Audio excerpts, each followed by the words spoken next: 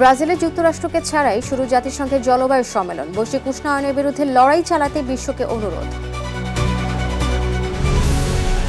দিল্লির লালকেল্লায় গাড়ি বিস্ফোরণে জড়িত সন্দেহে ৩ কাশ্মীরি ডাক্তার আটক। কাউকে ছাড় না দেয়ার হুঁশিয়ারি মোদির।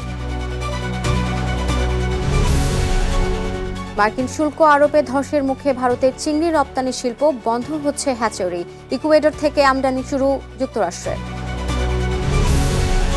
এবং সিরিয়াকে সফল রাষ্ট্র হিসেবে গড়ে তুলতে সহায়তা করবে যুক্তরাষ্ট্র। আইএসের বিরুদ্ধে লড়াইয়ে যুক্ত হওয়ার ইঙ্গিত আল শারার। বিশ্বজুড়ে ঘটে যাওয়া দিনের গুরুত্বপূর্ণ ঘটনা বলে নিয়ে আরটিভির নিয়মিত আয়োজন সারাদিনের বিশ্ব। আপনাদের সঙ্গে রয়েছি আমি আফসানা সুরাইয়া। বৈশ্বিক উষ্ণায়নের বিরুদ্ধে লড়াই চালিয়ে যেতে বিশ্বকে অনুরোধ জানানোর মধ্য দিয়ে শুরু হলো জাতিসংঘের জলবায়ু সংক্রান্ত ৩০তম সম্মেলন বা COP30। ব্রাজিলের অ্যামাজন অঞ্চলে বেলেম শহরে স্থানীয় সময় সোমবার এই সম্মেলনের পর্দা ওঠে। এবারের সম্মেলনে বিশ্বের সবচেয়ে বেশি জ্বালানি তেল উত্তোলনকারী ও দ্বিতীয় দূষণকারী দেশ যুক্তরাষ্ট্রের না থাকাটা বেশ গুরুত্ব পাচ্ছে। উদ্বোধনী ভাষণে আয়োজক দেশ ব্রাজিলের president Luiz Inacio Lula da Silva বলেন, এখন সময় এসেছে অস্বীকারীদের নতুন করে পরাজিত করার। আয়োজকেরা জানিয়েছেন ৪২,০০০-এর বেশি প্রতিনিধি এবারের জলবায়ু সম্মেলনে যোগ দিচ্ছেন। তবে এই সংখ্যা এর আগের সম্মেলনগুলোর তুলনায় কম। সম্মেলন স্থলের আশপাশে থাকার খরচ আকাশ ছোঁয়া হওয়ায় অনেকেই সম্মেলন এড়িয়ে গেছেন। ভয় ছড়িয়ে দেয়া এবং প্রতিষ্ঠান, বিজ্ঞান ও বিশ্ববিদ্যালয়গুলোর উপর আক্রমণকারীদের জন্য আমাদের নিন্দা অব্যাহত থাকবে। চীনে গেল ১.৫ বছর ধরে কার্বন ডাই অক্সাইড নিঃসরণের হার কখনো স্থিতিশীল অবস্থায়, আবার কখনো কমতির দিকে থেকেছে। এক বিশ্লেষণে এমনটাই দেখা গেছে। এর মধ্য দিয়ে ইঙ্গিত পাওয়া যাচ্ছে যে বৃহত্তম দূষণকারী এ দেশটি প্রতিশ্রুত সময়সীমার অনেক আগে তার কার্বন নিঃসরণ কমানোর লক্ষ্যমাত্রা ছুঁতে পেরেছে। চলতি বছরের তৃতীয় ত্রৈমাসে চীনে সৌর বিদ্যুৎ উৎপাদনের হার ৪৬% এবং বায়ুচালিত বিদ্যুৎ উৎপাদনের হার ১১% বৃদ্ধি পেয়েছে। এতে দেশটির জ্বালানি খাতে কার্বন নিঃসরণের হার স্থিতিশীল থেকেছে। এমনকি বিদ্যুতের চাহিদা বাড়লেও কার্বন নিঃসরণ বাড়েনি। চীনের কার্বন ডাই অক্সাইড নিঃসরণ নিয়ে এমন সময় বিশ্লেষণটি প্রকাশ পেল যখন কিনা বৈশ্বিক নেতারা ব্রাজিলে COP30 সম্মেলনে যোগ দিয়েছেন। দিল্লির লালকেল্লায় গাড়ি বিস্ফোরণের ঘটনায় জড়িত সন্দেহে ৩ কাশ্মীরি ডাক্তারকে আটক করেছে পুলিশ। এরা হলেন আদিল আহমেদ, মোজাম্মেল শাকিল এবং ওমর মোহাম্মদ। প্রাথমিক তদন্তের পর পুলিশ জানায়, গতকাল তাদের ফরিদাবাদের বাসভবন থেকে উদ্ধার করা বিস্ফোরকের সঙ্গে লালকেল্লায় ব্যবহৃত বিস্ফোরকের মিল খুঁজে পেয়েছে ফরেনসিক টিম। এ ঘটনার পর নাগরিকদের ভারত ভ্রমণের সতর্কতা জারি করেছে যুক্তরাষ্ট্র ও যুক্তরাজ্য। তাদের লালকেল্লা ও চাঁদনী চকের আশপাশের এলাকা এড়িয়ে চলার আহ্বান জানিয়েছে সংশ্লিষ্ট দূতাবাস। এদিকে হামলার ষড়যন্ত্রকারীদের কাউকেই ছাড় দেওয়া হবে না বলে হুঁশিয়ারি দিয়েছেন দেশটির প্রধানমন্ত্রী নরেন্দ্র মোদী। জড়িত সবাইকে আইনের আওতায় আনার নিশ্চয়তা দেন তিনি। মার্কিন প্রেসিডেন্ট ট্রাম্পের শুল্ক আরোপে ধসের মুখে ভারতের চিংড়ি রপ্তানি শিল্প। উৎপাদন খরচের চেয়ে দাম কমে যাওয়ায় ক্ষতিগ্রস্ত হচ্ছেন চাষিরা। এর ফলে বন্ধ হচ্ছে অনেক হ্যাচারি। এদিকে ইকুয়েডর থেকে চিংড়ি আমদানি শুরু করেছে যুক্তরাষ্ট্র। ফলে ভারত হারাতে পারে চিংড়ির সবচেয়ে বড় বাজার। বিস্তারিত আব্দুল মালিকের রিপোর্টে। বিশ্বের দ্বিতীয় বৃহৎ চিংড়ি উৎপাদনকারী দেশ ভারত। গত অর্থবছরের শেষে মার্চে বিশ্বব্যাপী $500 কোটি হিমায়িত চিংড়ি রপ্তানি করেছিল দেশটি, যার 48% ছিল যুক্তরাষ্ট্রে। গত মে মাসে মার্কিন প্রেসিডেন্ট ডোনাল্ড ট্রাম্প প্রথম ভারতীয় চিংড়ির ওপর শুল্ক আরোপ করেন। ওই সময় দেশটিতে চিংড়ির দাম প্রতি কেজি ৩০০ রুপি থেকে কমে ২৩০ রুপিতে চলে আসে। ১ কেজি চিংড়ি উৎপাদনে খরচ হয় ২৭৫ রুপির কাছাকাছি। ভারতীয় চিংড়ির ওপর যুক্তরাষ্ট্রের শুল্ক রয়েছে ৫৮%। চাহিদা মেটাতে বর্তমানে ইকুয়েডর থেকে চিংড়ি কিনছে যুক্তরাষ্ট্র। ভারতীয় চাষিদের সংখ্যা এমনটা চলতে থাকলে যুক্তরাষ্ট্রের বাজার হারাবে ভারত। সংবাদ মাধ্যম আল জাজিরার প্রতিবেদনে উঠে এসেছে এমন তথ্য। চিংড়ির দাম কমায় অনেক চাষি পোনা কেনা বন্ধ করে দিয়েছেন। এতে করে এরই মধ্যে বন্ধ হয়ে গেছে অনেক হ্যাচারি। এসব হ্যাচারি বছরে ৮,০০০ কোটি পোনা উৎপাদন করে, কিন্তু চাহিদা না থাকায় গত ৩-৪ মাসে ৮০০ কোটি পোনা ফেলে দিতে হয়েছে। কারণ চিংড়ির এক একটি পোনা মাত্র ৩ থেকে ৪ দিন বাঁচে। সর্বশেষ অর্থবছর অনুযায়ী ভারত ১.১ ট্রিলিয়ন টন চিংড়ি রপ্তানি করেছিল, যার মধ্যে বেশিরভাগ ছিল সাদা পায়ের চিংড়ি। এটি বছরে ২ বার উৎপাদন করা যায়, যার প্রথমটি ফেব্রুয়ারি থেকে জুন, দ্বিতীয়টি জুলাই থেকে অক্টোবর। কিন্তু রোগবালাইয়ের ভয়ে চাষিরা সাধারণত দ্বিতীয় চক্রে চাষ করেন না। তবে চলমান ক্ষতি কাটিয়ে উঠতে দ্বিতীয়বার চাষের ঝুঁকি নিচ্ছেন অনেকে। ভারতের পশ্চিমবঙ্গ, গুজরাট, উড়িষ্যা, অন্ধ্রপ্রদেশ, তামিলনাড়ু, গোয়া, মহারাষ্ট্র, কর্ণাটক এবং কেরালা সহ বেশ কয়েকটি রাজ্যে চিংড়ির চাষ হয়ে থাকে। এই খাতে কাজ করেন প্রায় 1 কোটি মানুষ। আব্দুল মালেক, RTV। শীঘ্রই শুল্ক লভ্যাংশ পেতে যাচ্ছেন যুক্তরাষ্ট্রবাসী। প্রেসিডেন্ট ডোনাল্ড ট্রাম্প ঘোষিত $2000 ট্যারিফ বা শুল্ক লভ্যাংশ নিয়ে বিভ্রান্তি নিরসনে ব্যাখ্যা দিয়েছেন প্রশাসক। এই ট্যারিফ লভ্যাংশ উচ্চ আয়ের মানুষ ছাড়া অন্যদের মধ্যে বিভিন্নভাবে বিতরণ হতে পারে। সামাজিক মাধ্যমে দেয়া এক পোস্টে এমনটি জানিয়েছেন মার্কিন ট্রেজারি সেক্রেটারি স্কট বেসান্ট। এর মধ্যে রয়েছে টিপসের ওপর, ওভারটাইমের আয়ের উপর, সামাজিক সুরক্ষা ভাতায়, এমনকি গাড়ি কেনার ঋণের উপরও কর ছাড়ের সুযোগ থাকতে পারে। আর ডোনাল্ড ট্রাম্প তার বিরোধীদেরও মূর্খ আখ্যা দিয়ে দাবি করেন, ধনী শ্রেণী ছাড়া প্রতিটি মার্কিন শীঘ্রই তার প্রশাসনের আদায় করা শুল্ক রাজস্ব থেকে অন্তত $2000 করে পাবেন। যুক্তরাষ্ট্রের শাটডাউন বন্ধে সিনেটে ব্যয় বিল অনুমোদনের পর এবার প্রতিনিধি পরিষদের সমর্থন পেতে যাচ্ছে বিলটি। এরপর প্রেসিডেন্ট ডোনাল্ড ট্রাম্পের স্বাক্ষর পেলেই অচলাবস্থা আনুষ্ঠানিকভাবে শেষ হবে যুক্তরাষ্ট্রে। এটি কার্যকর হলে 30 জানুয়ারি পর্যন্ত সরকার পরিচালনার বাজেট এবং ফেডারেল কর্মীদের বেতন পুনর্বহাল হবে। সেই সঙ্গে সিনেটে ডেমোক্র্যাট ও রিপাবলিকানদের সমঝোতা অনুযায়ী কৃষি, খাদ্য ও ওষুধ প্রশাসন, সামরিক খাত এবং কংগ্রেসের কার্যক্রমের জন্য 3 বছরের বাজেট বরাদ্দও দেওয়া হবে। হাউস স্পিকার মাইক জনসন জানিয়েছেন, বুধবারের মধ্যেই বিলটি পাশ করতে চান তিনি। এজন্য আইন প্রণেতাদের অবিলম্বে ওয়াশিংটনে ফেরার আহ্বান জানান মার্কিন স্পিকার। দীর্ঘ 1 দশকের গৃহযুদ্ধ শেষে বাশার আল আসাদের পতনের পর বিদ্রোহী নেতা থেকে সিরিয়ার রাষ্ট্রপ্রধান হওয়া আহমেদ আল শারা এখন যুক্তরাষ্ট্রের ঘনিষ্ঠ মিত্র। ডোনাল্ড ট্রাম্প জানিয়েছেন, সিরিয়াকে সফল রাষ্ট্র হিসেবে গড়ে তুলতে সহায়তা করবে তার দেশ। সোমবারের বৈঠকের পর দুই দেশ নতুন করে কূটনৈতিক সম্পর্ক শুরু করার ইঙ্গিত দিয়েছে।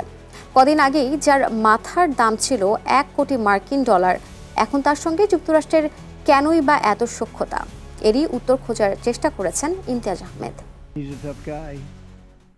এটি হোয়াইট হাউসে মার্কিন প্রেসিডেন্ট ডোনাল্ড ট্রাম্প ও সিরিয়ার অন্তর্বর্তী সরকারের প্রেসিডেন্ট আহমেদ আল শারার ঐতিহাসিক বৈঠকের ছবি। 1946 সালে স্বাধীন হওয়ার পর হোয়াইট হাউসে এটি ছিল কোনো সিরীয় প্রেসিডেন্টের প্রথম সফর।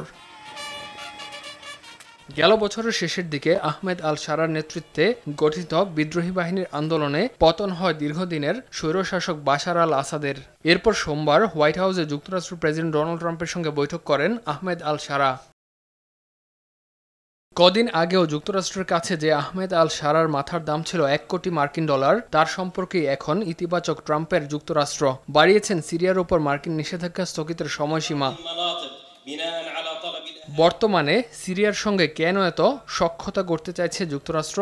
বিশ্লেষকদের ধারণা, যুক্তরাষ্ট্র মনে করছে সিরিয়ার এই নতুন নেতৃত্বের সঙ্গে সম্পর্ক গড়া গেলে দেশটিকে রাশিয়া ও ইরানের বলয় থেকে মুক্ত রাখা সম্ভব হবে।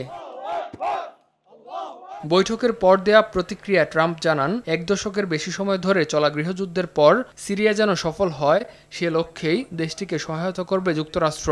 এ সময় শারার উপর নিজের আত্মবিশ্বাসের কথাও তুলে ধরেন ট্রাম্প। সে সিরিয়াকে সফল করতে পারে। লোকে বলে আহমেদ আল শারার অতীত কঠিন ছিল, কিন্তু তার সেই কঠিন অতীত না থাকলে আজ তার এগিয়ে আসার সুযোগ হতো না।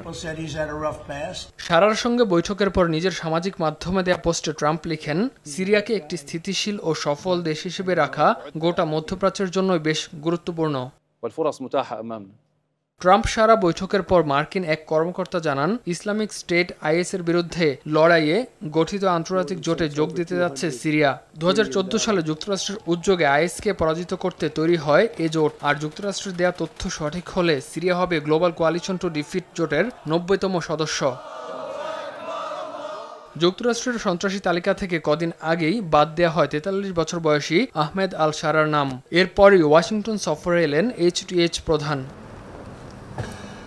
ট্রাম্পের সঙ্গে বৈঠকের পর মার্কিন গণমাধ্যম ফক্স নিউজকে সাক্ষাৎকার দিয়েছেন আহমেদ আল শারা। জানান, গোলান মালভূমি নিয়ে সিরিয়া ও ইসরায়েলের মধ্যকার চলমান বিরোধের কারণে দুই দেশের মধ্যে শান্তি আলোচনা হওয়াটা কঠিন হবে। তবে ওয়াশিংটনের মধ্যস্থতায় পরিচালিত আলোচনাগুলো দুই দেশের মধ্যে বৈঠকের প্রক্রিয়া শুরু হতে সাহায্য করতে পারে বলে ইঙ্গিত পাওয়া গেছে। তবে সিরিয়া তার দীর্ঘদিনের শত্রু ইসরায়েলের সঙ্গে কোনো চুক্তি স্বাক্ষর করবে কিনা সে বিষয়ে কিছুই জানায়নি হোয়াইট হাউস। এদিকে সিরিয়ার প্রেসিডেন্টের কার্যালয় জানায় দুই দেশের সম্পর্ক কিভাবে দৃঢ় ও উন্নত করা যায় সে বিষয়েও আলোচনা করেন দুই নেতা। এদিন দুই দেশের মধ্যে কিছু অভিন্ন আঞ্চলিক ও আন্তর্জাতিক স্বার্থ সংশ্লিষ্ট বিষয় নিয়েও আলোচনা হয়। ইমতিয়াজ আহমেদ, RTV। অনুষ্ঠিত হলো যুক্তরাষ্ট্রের নিউ ইয়র্কে প্রবাসী বাংলাদেশি সাংবাদিকদের সংগঠন নিউ ইয়র্ক বাংলাদেশ প্রেস ক্লাবের নতুন কার্যকরী পরিষদের নির্বাচন। 2026-27 মেয়াদে সভাপতি পদে পুনরায় নির্বাচিত হয়েছেন মনোয়ারুল ইসলাম, আর সাধারণ সম্পাদক পদে জয় পেয়েছেন মমিনুল ইসলাম মজুমদার। স্থানীয় সময় শনিবার বিকেল 3টা থেকে শুরু হয় ভোট গ্রহণ, যা চলে সন্ধ্যা 6টা পর্যন্ত। এবারের নির্বাচনে মোট 105 জন ভোটারের মধ্যে ভোটাধিকার প্রয়োগ করেন 94 জন। মঈনুদ্দিন নাসেরের নেতৃত্বে শেষ হয় প্রাণবন্ত এই নির্বাচন। আরও জানাচ্ছেন ইমতিয়াজ আহমেদ। যুক্তরাষ্ট্রের নিউ ইয়র্কে প্রবাসী বাংলাদেশি সাংবাদিকদের সংগঠন নিউ ইয়র্ক বাংলাদেশ প্রেস ক্লাবের 2026-27 সাল মেয়াদের নির্বাচনে সভাপতি পদে মনোয়ারুল ইসলাম, সাধারণ সম্পাদক পদে মমিনুল ইসলাম মজুমদার পুনর্নির্বাচিত হয়েছেন। বাংলাদেশের বাইরে যে আজকে একটা নতুন বাংলাদেশ, এটা বিশ্ব বাংলা গড়ে উঠেছে, তার প্রমাণ হচ্ছে যে new York Bangladesh press club. ঢাকার বাইরে মানে নিউ ইয়র্ক একটা উপযুক্ত এলাকা, যেখানে বাংলা ভাষা, বাংলা রাজনীতি, বাংলা সংস্কৃতির একটা বড় জায়গা। সেখানে যখন প্রেস ক্লাব মানে বাংলা ভাষাকে যারা প্রতিনিধিত্ব করে, বাংলা সংবাদপত্রকে যারা প্রতিনিধিত্ব করে, বাঙালিত্বকে যারা প্রতিনিধিত্ব করে, তাদের এই প্রতিষ্ঠান। নির্বাচনে সভাপতি পদে ABM সালাহ উদ্দিন আহমেদকে হারিয়ে জয়ী হন মনোয়ারুল ইসলাম। অন্যদিকে সাধারণ সম্পাদক পদে ইমদাদ চৌধুরী দীপুকে হারিয়ে নির্বাচিত হন মমিনুল ইসলাম মজুমদার। প্রেস ক্লাবের সম্মানিত সদস্যদেরকে অসংখ্য ধন্যবাদ জানাই আমাকে পুনরায় নির্বাচিত করার জন্য।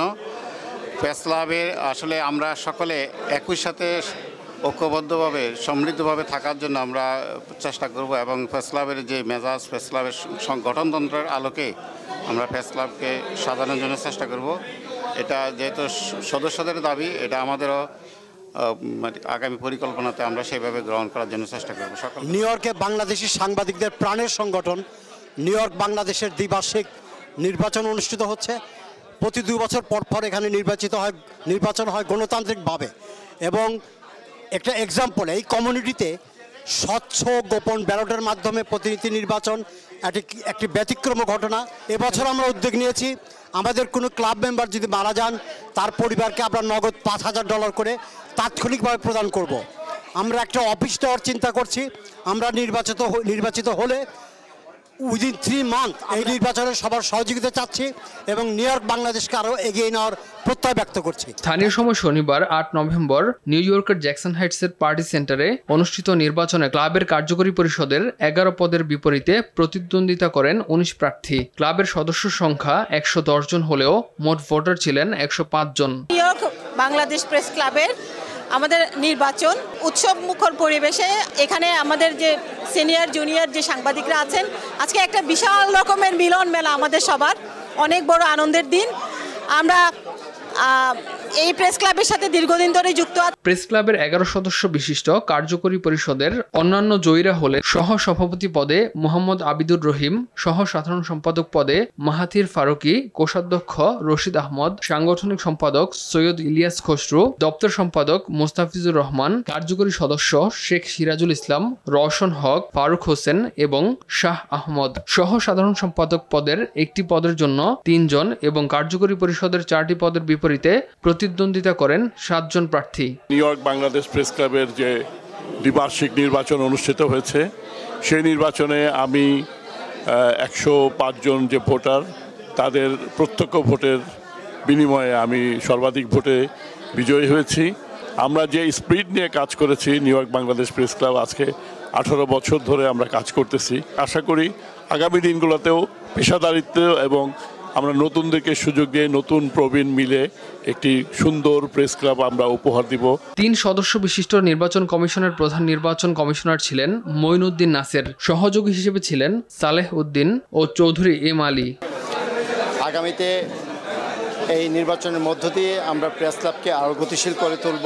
সদস্যদের প্রশিক্ষণ সহ আন্তর্জাতিক সেমিনার, সিম্পোজিয়াম এবং অনেক অন্যান্য আন্তর্জাতিক সংগঠনগুলোর সাথে কোঅপারেশন বাড়িয়ে তাদের সাথে যুগপৎ কিছু কর্মসূচি আমাদের পরিকল্পনায় আছে নিউ ইয়র্ক বাংলাদেশ প্রেস ক্লাবকে, এবং এইখানে যারা প্রবাসী সাংবাদিকরা আছেন তাদেরকে আরও এক ধাপ এগিয়ে নিতে আমরা সচেষ্ট হব।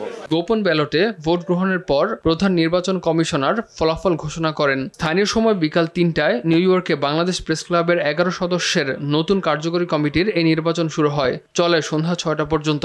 New York Bangladesh press club আমাদের প্রাণের সংগঠন। এই সংগঠনের দ্বিবার্ষিক সাধারণ সভা এবং নির্বাচন হচ্ছে এবং স্বতঃস্ফূর্ত সভায় অংশগ্রহণ করছে, আমারও খুব ভালো লাগছে। সহ সভাপতি, কোষাধ্যক্ষ, প্রচার ও দফতর সম্পাদক পদে বিনা প্রতিদ্বন্দ্বিতায় নির্বাচিত হন আবিদুর রহিম, রশিদ আহমদ ও Mostafizur Rahman. New York Bangladesh press ক্লাবের বার্ষিক সাধারণ সভা এবং নির্বাচন প্রায় 105 জন সদস্যর স্বতঃস্ফূর্ত উপস্থিতিতে নির্বাচন পরিবেশ, সুন্দর পরিবেশে নির্বাচন হচ্ছে এবং সদস্যগণ তাদের পছন্দ মতো এবং তাদের স্বাধীনভাবে তাদের কর্মকর্তা মনোনয়ন করছেন আগামী 2 বছরের জন্য। সেখানে উৎসাহ উদ্দীপনা দেখা যাচ্ছে। এছাড়াও আমি মিশিগান থেকে এসেছি, কেউ বাফেলো থেকে এসেছেন, কেউ পেনসিলভেনিয়া থেকে, কেউ সুদূর ওয়াশিংটন থেকে এসেছেন। নির্বাচনে ক্লাবের 105 জন ভোটারের মধ্যে 94 জন ভোটার নিজেদের ভোটাধিকার প্রয়োগ করেন। ইমতিয়াজ আহমেদ, RTV। দর্শক, এরই সাথে শেষ করছি সারাদিনের বিশ্ব। RTVর সাথে সংযুক্ত থাকুন, মতামত জানান RTV সামাজিক যোগাযোগ মাধ্যমগুলোতে।